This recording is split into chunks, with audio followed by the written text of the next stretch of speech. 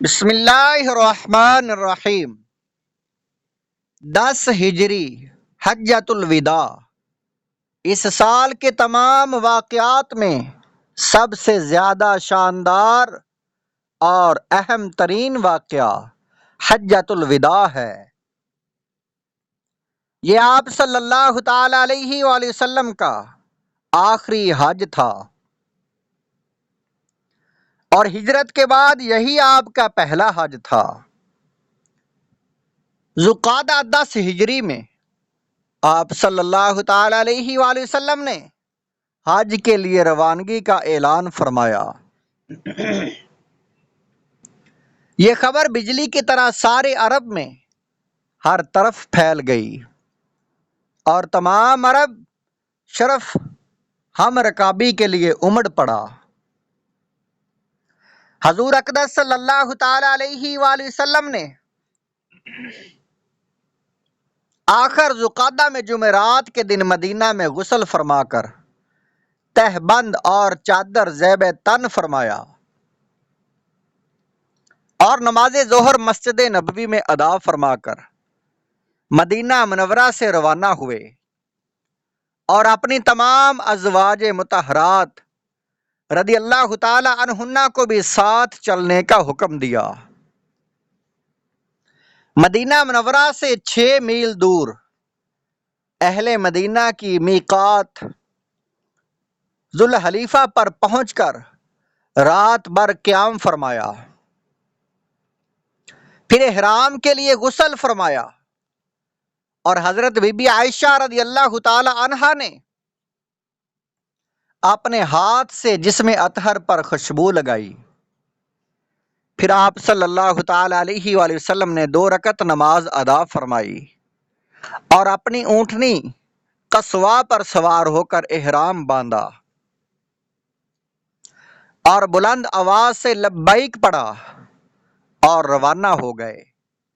حضرت جابر رضی اللہ تعالیٰ عنہ کا بیان ہے کہ میں نے نظر اٹھا کر دیکھا تو آگے پیچھے دائیں بائیں حد نگاہ تک آدمیوں کا جنگل نظر آتا تھا۔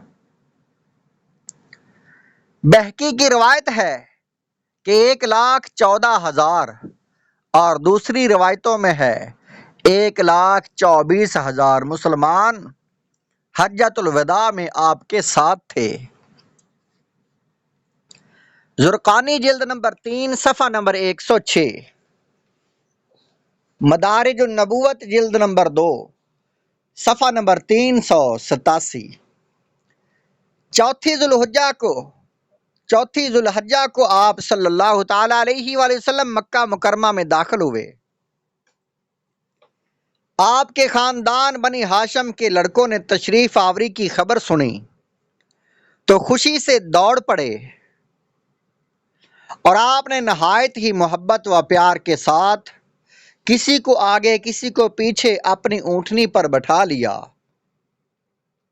نسائی باب استقبال الحاج جلد نمبر 2 صفحہ نمبر 26۔ فجر کی نماز آپ صلی اللہ تعالی علیہ وآلہ وسلم نے مقام ذی طوا میں ادا فرمائی اور غسل فرمایا۔ پھر آپ مکہ مکرمہ میں داخل ہوئے اور چاشت کے وقت یعنی جب آفتاب بلند ہو چکا تھا تو آپ مسجد حرام میں داخل ہوئے۔ جب کعبہ معظمہ پر نگاہ مہر نبوت پڑی تو آپ نے یہ دعا پڑھی: اللہم انت السلام و منک السلام حینا ربنا بالسلام اللہم زد ھذا البیت تشریفا و تعظیما و تکریما و مہابتا و زد من حجہ و اعتمرہ تکریما و تشریفا و تعظیما۔ اے اللہ عز و جل، تو سلامتی دینے والا ہے اور تیری طرف سے سلامتی ہے۔ اے رب عز و جل، ہمیں سلامتی کے ساتھ زندہ رکھ۔ اے اللہ عز و جل، اس گھر کی عظمت و شرف اور عزت و ہیبت کو زیادہ کر، اور جو اس گھر کا حج اور عمرہ کرے تو اس کی بزرگی اور شرف و عظمت کو زیادہ کر۔ جب حجر اسود کے سامنے آپ صلی اللہ تعالی علیہ وآلہ وسلم تشریف لے گئے تو حجر اسود پر ہاتھ رکھ کر اس کو بوسہ دیا، پھر خانہ کعبہ کا طواف فرمایا۔ شروع کے 3 پھیروں میں آپ صلی اللہ تعالی علیہ وآلہ وسلم نے رمل کیا اور باقی 4 چکروں میں معمولی چال سے آپ چلے۔ ہر چکر میں جب حجر اسود کے سامنے پہنچتے تو اپنی چھڑی سے حجر اسود کی طرف اشارہ کر کے چھڑی کو چوم لیتے تھے۔ حجر اسود کا استلام کبھی آپ صلی اللہ تعالی وسلم نے چھڑی کے ذریعے کیا، کبھی ہاتھ سے چھو کر ہاتھ کو چوم لیا، کبھی لب مبارک کو حجر اسود پر رکھ کر بوسہ دیا، اور یہ بھی ثابت ہے کہ کبھی رکن یمانی کبھی آپ نے استعلام کیا۔ نسائی جلد نمبر 2 صفحہ نمبر 30 اور 31۔ جب طواف سے فارغ ہوئے تو مقام ابراہیم کے پاس تشریف لائے اور وہاں 2 رکعت نماز ادا کی۔ نماز سے فارغ ہو کر حجر اسود کا استلام فرمایا اور سامنے کے دروازہ سے صفا کی جانب روانہ ہوئے۔ قریب پہنچے تو اس آیت کی تلاوت فرمائی، ان الصفا والمروہ من شعائر اللہ، بے شک صفا اور مروہ اللہ کے دین کے نشانیوں میں سے ہیں۔ پھر صفا اور مروہ کی سعی فرمائی، اور چونکہ آپ صلی اللہ تعالی علیہ وآلہ وسلم کے ساتھ قربانی کے جانور تھے، اس لیے عمرہ ادا کرنے کے بعد آپ نے احرام نہیں اتارا۔ 8ویں ذوالحجہ جمعرات کے دن آپ صلی اللہ تعالی علیہ وآلہ وسلم منی تشریف لے گئے اور 5 نمازیں ظہر، عصر، مغرب، عشاء، فجر منی میں ادا فرما کر 9ویں ذوالحجہ جمعہ کے دن آپ عرفات میں تشریف لے گئے۔ زمانہ جاہلیت میں چونکہ قریش اپنے کو سارے عرب میں افضل و اعلیٰ شمار کرتے تھے، اس لیے وہ عرفات کی بجائے مزدلفہ میں قیام کرتے تھے اور دوسرے تمام عرب عرفات میں ٹھہرتے تھے، لیکن اسلامی مساوات نے قریش کے لیے اس تخصیص کو گوارا نہیں کیا اور اللہ عز و جل نے یہ حکم دیا، ثم افیدوا من حیث افاد الناس، اے قریش تم بھی وہیں عرفات سے پلٹ کر آؤ جہاں سے سب لوگ پلٹ کر آتے ہیں۔ حضور صلی اللہ تعالی علیہ وآلہ وسلم نے عرفات پہنچ کر ایک کمبل کے خیمہ میں قیام فرمایا۔ جب سورج ڈھل گیا تو آپ صلی اللہ تعالی علیہ وآلہ وسلم نے اپنی اونٹنی کسوا پر سوار ہو کر خطبہ پڑھا۔ اس خطبہ میں آپ نے بہت سے ضروری احکام اسلام کا اعلان فرمایا اور زمانہ جاہلیت کی تمام برائیوں اور بیہودہ رسموں کو آپ نے مٹاتے ہوئے اعلان فرمایا کہ الا کل شیء من امر الجاہلیت تحت قدمی موضوع، سن لو جاہلیت کے تمام دستور میرے دونوں قدموں کے نیچے پامال ہیں۔ سبحان اللہ۔ سنن ابو داؤد جلد نمبر 1 صفحہ نمبر 63، مسلم جلد نمبر 1 صفحہ نمبر 97، باب حجۃ النبی۔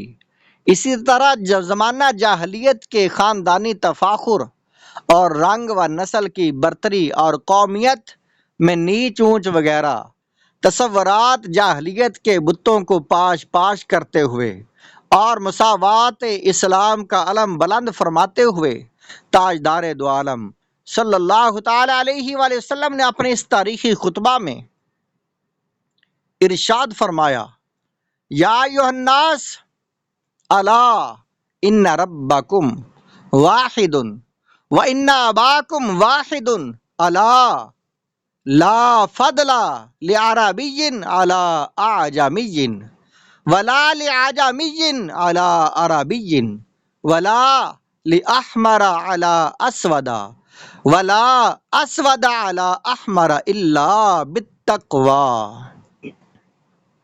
مسند امام احمد، اے لوگو، بے شک تمہارا رب ایک ہے، اور بے شک تمہارا باپ آدم علیہ السلام ایک ہے۔ سن لو، کسی عربی کو کسی اجمی پر، اور کسی اجمی کو کسی عربی پر، کسی سرخ کو کسی کالے پر، اور کسی کالے کو کسی سرخ پر کوئی فضیلت نہیں مگر تقویٰ کے سبب سے۔ اسی طرح تمام دنیا میں امن و امان قائم فرمانے کے لیے امن و سلامتی کے شہنشاہ تاجدار دو عالم صلی اللہ تعالی علیہ وآلہ وسلم نے یہ خدائی فرمان جاری فرمایا کہ فَإِنَّ دِمَاءَكُمْ وَأَمْوَالَكُمْ عَلَيْكُمْ حَرَامٌ كَحُرْمَةِ يَوْمِكُمْ هَذَا فِي شَهْرِكُمْ هَذَا فِي بَلَدِكُمْ هَذَا إِلَى يَوْمٍ تَلْقَوْنَ رَبَّكُمْ۔ تمہارا خون اور تمہارا مال تم پر تا قیامت اسی طرح حرام ہے، جس طرح تمہارا یہ دن، تمہارا یہ مہینہ، تمہارا یہ شہر محترم ہے۔ بخاری و مسلم و ابو داؤد۔ اپنا خطبہ ختم فرماتے ہوئے آپ صلی اللہ تعالی علیہ وآلہ وسلم نے سامعین سے فرمایا کہ وَأَنْتُمْ مَسْئُولُونَ عَنِّي فَمَا أَنْتُمْ قَائِلُونَ۔ تم سے خدا عز و جل کے یہاں میری نسبت پوچھا جائے گا تو تم لوگ کیا جواب دو گے؟ تمام سامعین نے کہا کہ ہم لوگ خدا سے کہہ دیں گے کہ آپ نے خدا کا پیغام پہنچا دیا اور رسالت کا حق ادا کر دیا۔ یہ سن کر آپ صلی اللہ تعالی علیہ وآلہ وسلم نے آسمان کی طرف انگلی اٹھائی اور 3 بار فرمایا کہ اللہم اشہد، اے اللہ تو گواہ رہنا۔ سنن ابو داؤد جلد نمبر 1 صفحہ نمبر 263۔ عین اسی حالت میں جب کہ خطبہ میں آپ صلی اللہ تعالی علیہ وآلہ وسلم اپنا فرض رسالت ادا فرما رہے تھے، یہ آیت نازل ہوئی، الیوم اکملت لکم دینکم واتممت علیکم نعمتی وردیت لکم الاسلام دینا۔ آج میں نے تمہارے لیے تمہارے دین کو مکمل کر دیا اور اپنی نعمت تمام کر دی، اور تمہارے لیے دین اسلام کو پسند کر لیا۔ شہنشاہ کونین صلی اللہ تعالی علیہ وآلہ وسلم کا تخت شاہی۔ یہ واقعہ آپ آنے والے ویڈیو میں سنیں گے۔